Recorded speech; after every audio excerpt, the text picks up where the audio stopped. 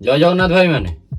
जो भाईचारा देखौन से भाईचारा भितर आम धर्म और तांको धर्म विषय दि तीन कथा से थे पचार आमर जो मरीगला पर शबदाह हुए से कथा थे पचार आंसरटा शुण